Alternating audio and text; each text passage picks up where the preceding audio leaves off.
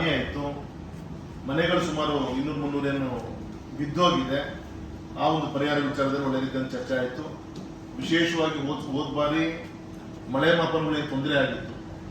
ಆ ಒಂದು ರಿಪೇರಿ ಮಾಡೋ ವಿಚಾರದಲ್ಲಿ ಸಾಕಷ್ಟು ಇದೇ ಹಾಲಲ್ಲಿ ಮೀಟಿಂಗ್ ಆಗಿತ್ತು.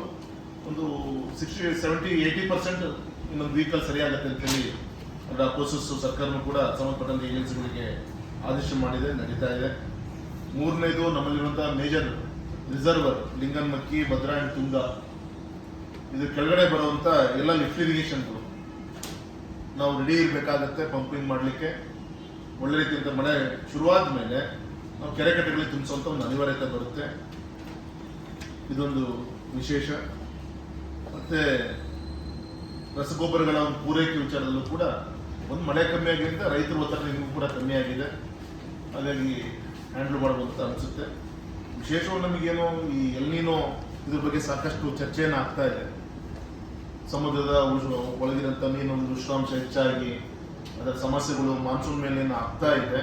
ಇದರ ಎಫೆಕ್ಟ್ ಕಮ್ಮಿಯಿಂದ ಕೂಡ 1 ವರ್ಷದಿಂದ 2 ವರ್ಷದವರೆಗೂ ಕೂಡ ಇರುತ್ತೆ ಅಂತ ಹೇಳಿ ಒಂದು ಗಾಬರಿ ಅದೊಂದು ನಮಗೆ ಇರೋದ್ರಿಂದ ಸ್ವಲ್ಪ ನಮ್ಮ ಅಧಿಕಾರಿಗಳು ತುಂಬಾ ಎಚ್ಚರಿಕೆಯಿಂದ ಈ ಸಂದರ್ಭದಲ್ಲಿ ನಮ್ಮ ರೈತರಿಗೆ ಈ ಕಷ್ಟ ಸಂದರ್ಭದಲ್ಲಿ ಅಪರೂಪಕ್ಕೆ ಬೀಳುವಂತ ಮಳೆ ಅಪರೂಪನ ಅನ್ಬೋದಿಲ್ಲ. 15 ದಿನ ಆಯ್ತು, ಮತ್ತೆ ಅಲ್ಲಿ ಬಿದ್ದಿದ್ದು ಇಲ್ಲಿಲ್ಲ ನೀರು. ಈ ತರ ಒಂದು ವಿಚಿತ್ರ ಪರಿಸ್ಥಿತಿ ನನಗೊಂದು ನೆನಪಿಲ್ಲ, ನಾನು ನೋಡ್ತಾ ಇದ್ದೀವಿ. ಈ ಸಂದರ್ಭ ರೈತರಿಗೆ ಧೈರ್ಯ ತುಂಬ ದೃಷ್ಟಿಯಿಂದ ನಮ್ಮ ಜಿಲ್ಲಾ ಆಡಳಿತ ಯಾವ ಸಣ್ಣ ಪುಟ್ಟ ಹೊಂಬಂಡ ಈ ತರ ಬೆಳೆಯೋದು ಇದು ಮತ್ತೆ ಇದ್ರ ಎಫೆಕ್ಟ್ ಯಾವಾಗ ಗೊತ್ತಾಗ್ತದೆ, 2-3 ಮಂತ್ಸ್ ಮುಂದಿನ ಬೇಸಿಗೆ ನಮ್ಮ ತೋಟಗಳು ಈ ತರ ಸಮಸ್ಯೆ ದೃಷ್ಟಿಯಿಂದ ಆ ಕಡೆ ನಾವು ಈಗಿಂದನೇ ಕಾರ್ಯಪ್ರವೃತ್ತರ ಆಗಬೇಕಾಗತ್ತೆ.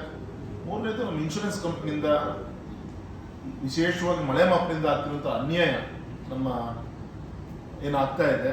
ಈಗಾಗೂ DC ಅವರೇ ತಾವು ಕೂಡ ಮಾತಾಡಿದ್ದೀರಿ ಮಲ್ಲಿಗೆ ಸೆಕ್ರೆಟರಿ ಹತ್ರ. ಅವರು ನನ್ನ ಗಮನಕ್ಕೆ ಬಂದಿಲ್ಲ ಅಂತ ಹೇಳ್ತಿದ್ರೆ ತುಂಬಾ ನಮಗೆಲ್ಲರೂ ಕೂಡ ನೋವಾದ ಸಮಸ್ಯೆ ಇದೆ. ದಯವಿಟ್ಟು ಹೋಗಿ ಅವ್ರ ಹತ್ರ ಮಾತಾಡಿ ನಮಗೆ ಹಳೇದು ನಮ್ಗೆ ನ್ಯಾಯ ಸಿಗಬೇಕು ಇನ್ಶೂರೆನ್ಸ್ ಕಂಪ್ನಿಯಿಂದ. ಮತ್ತು ಆ ತೊಂದರೆ ಈ ವರ್ಷ ಕೂಡ ಅನುಭವಿಸ್ತೀವಿ. ಯಾಕಂದ್ರೆ ಈಗ ರೈನ್ ಗೇಜ್ ಸೆಟಸ್ ಕೂಡ ರಿಪೇರಿ ಆಗ್ತಿರಿಂದ ಇದ್ರ ರಿಸಲ್ಟ್ ನಮ್ಗೆ ನೆಕ್ಸ್ಟ್ ಇಯರ್ ಸಿಗುತ್ತೆ. ಸೊ ಈ ಪ್ರೆಸೆಂಟ್ ಇಯರ್ ಕೂಡ ಆ ತೊಂದರೆಯನ್ನು ನಾವು ಎದುರಿಸ್ತೀವಿ. ಮತ್ತೆ ಕೆಲವು ಒಂದು ನೋಟ್ ಕೊಡಿ ನನಗೆ,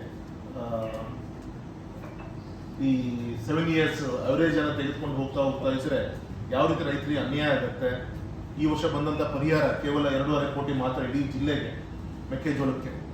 ನಮ್ಮ ರೈತರು, ನಮ್ಮ ಕೇಂದ್ರ ಸರ್ಕಾರ, ನಮ್ಮ ರಾಜ್ಯ ಸರ್ಕಾರ ಕಟ್ಟಿದ್ರೆ 3.25 ಕೋಟಿ ಹತ್ತಿರ ನಾವು ಕಟ್ಟಿದ್ದೀವಿ. ಬಂದಿರೋದು 2.25 ಕೋಟಿ ಹತ್ತಿರ ಬಂದಿದೆ ಅಷ್ಟೇ. 1.25 ಕೋಟಿ ನಮಗೆ ಕಟ್ಟಿದ ದುಡ್ಡು ಬರಲಿಲ್ಲ. ಕಾರಣ ಏನಂದ್ರೆ ನೀವು ಮಾಡುವಂತ ಈ ಅವರೇಜ್ ಹೋಮ್ವರ್ಕ್ ಏನಿದೆ ಅದರಿಂದ ಮೆಕ್ಕೆಜೋಳ ಬೆಳೆಗಾರರಿಗೆ ತುಂಬಾ ತೊಂದರೆ ಆಗಿದೆ. ಸೊ ಈ ಥರ ಸಾಕಷ್ಟು ಸರ್ಕಾರಕ್ಕೆ ಅವಶ್ಯಕತೆ ಬಂದಾಗ CM ಸಾಹೇಬರೆಲ್ಲ ಮೀಟಿಂಗ್ ಕರೆಯುವಂತ DC ಅವರೇ ನಮ್ಮ ಜಿಲ್ಲೆಯ ರೈತರ ಪರವಾಗಿ ತಾವು ಈ ಥರ ವಿಚಾರವನ್ನು ಗಮನಕ್ಕೆ ತರಬೇಕು. ನಾವು ಕೂಡ ಚುನಾಯಿತ ಪ್ರತಿನಿಧಿಗಳಾಗಿ ಗಮನ ಕೊಡ್ತೀವಿ. ಬೇಗ ಹೊಳೆನೂರು ಆ ಕಡೆ ಭಾಗದಲ್ಲಿ ನಮ್ಮ ಅಡಿಕೆ ತೋಟಗಳು ಮುಳುಗಡೆ ಆಗಿತ್ತು, ಎಲ್ಲ ಮನೆಗಳು ಹಾಳಾಗಿತ್ತು, ಅಡಿಕೆ ತೋಟಗಳು ಹಾಳಾಗಿದೆ. ಬೇಗ ನಿಮ್ಮ ನಾಮ್ಸ್ ಪ್ರಕಾರ ಬೇಗ ಅವ್ರಿಗೆ ಪರಿಹಾರ ಕೊಡಲಿಕ್ಕೆ ಮತ್ತು ನನಗೊಂದು ನೋಟ್ ಕೊಡಿ, ನಿಮಗೆ ಪ್ರಪೋಸಲ್ ಕಳಿಸಿ ನನಗೆ ಕೊಡಿ. ಮತ್ತು ನಾನು ರೆಸ್ಪೆಕ್ಟೆಡ್ ಕೃಷಿ ಮಂತ್ರಿಗಳನ್ನ ನಾನು ಭೇಟಿ ಮಾಡಿ ಏನು ಪರಿಹಾರ, ಯಾಕಂದ್ರೆ ಈಗ ಅದು ಹೊಡ್ತಾ ಮೊನ್ನೆ ಮತ್ತು ಈಗ ಬರಗಾಲ ಎರಡೂ ಕಂಟಿನ್ಯೂಸ್ ಬಂದಿರಿಂದ ರೈತ ನಾವು ನ್ಯಾಯ ಕೊಡಲೇಬೇಕಾಗುತ್ತೆ. ಇಲ್ಲಿಗೆ ಕೈ ಬಿಡ್ಲಿಕ್ಕೆ ಆಗಲ್ಲ. ದಯಮಾಡಿ ಇದಕ್ಕೆ ತಮ್ಮದು ಸಹಕಾರ ಇರಲಿ ಸರ್.